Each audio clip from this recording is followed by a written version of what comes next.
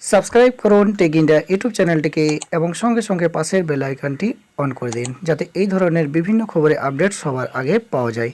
এবং ভিডিও নিচে একটা লাইক অবশ্যই দেন এবং ভিডিওটা সমস্ত বন্ধুদের মধ্যে শেয়ার করুন।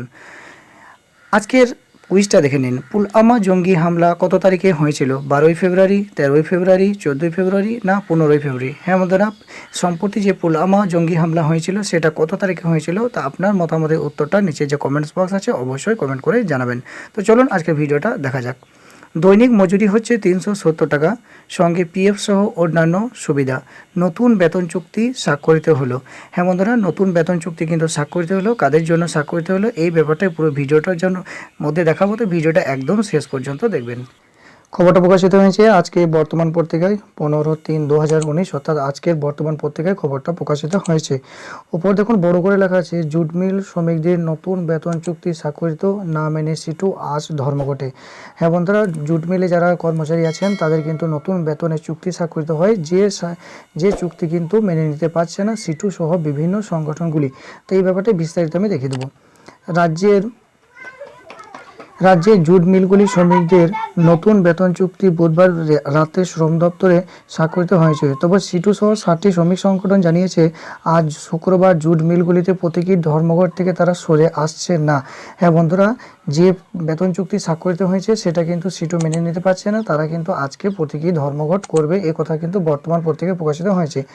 আরও দেখুন নিচে দেওয়া আছে, রাজ্যে 84টি জুট মিলের প্রায় 2.5 লক্ষ শ্রমিকের বেতন বৃদ্ধির দাবিতে গত 1 মার্চ থেকেই এই শিল্পে লাগাতার ধর্মঘট হচ্ছিল সিটু সহ বিভিন্ন সংগঠনগুলি। পরে তারা পিছিয়ে 15 মাস করার কথা ছিল। তারপর দেখুন এইদিকে বেতনের ব্যাপারটা এইদিকে দেওয়া আছে। মলয়বাবু ও দোলাদেবী সাংবাদিক বৈঠকে নতুন বেতনের চুক্তির বিষয়ে বিস্তারিতভাবে জানান।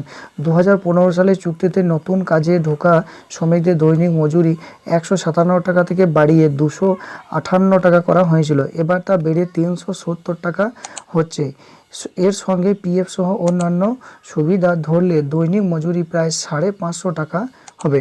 হ্যাঁ বন্ধুরা, যারা জুট মিলের শ্রমিক হিসাবে যারা কাজ করছেন তাদের যে দীর্ঘদিনের একটা দাবি ছিল বেতন বাড়ানোর, তা সেই বেতন বাড়িয়ে কিন্তু একটা চুক্তিতে স্বাক্ষরিত হয়েছে, যেখানে কিন্তু তাদের 370 টাকার মতো করা হয়েছে।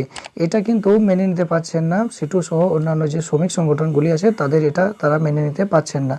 তো এটা শুধুমাত্র জুট মিলে যারা কর্মচারী আছেন শুধুমাত্র তাদের জন্য 370 টাকা চুক্তি স্বাক্ষরিত হয়েছে। এটা কিন্তু অন্যান্য যারা রাজ্যের অস্থায়ী কর্মচারী বা আরও যারা কন্ট্রাকচুয়াল ক্যাজুয়াল স্টাফ আছেন তাদের জন্য কিন্তু নয়, শুধুমাত্র জুট মিল যে 84টি জুট মিল আছে এখানে পরিষ্কার উল্লেখ করা আছে, 84টি জুট মিলে প্রায় 2.5 লক্ষ কর্মচারী এখানে উল্লেখ করা আছে, এটা কিন্তু তাদের জন্য প্রযোজ্য।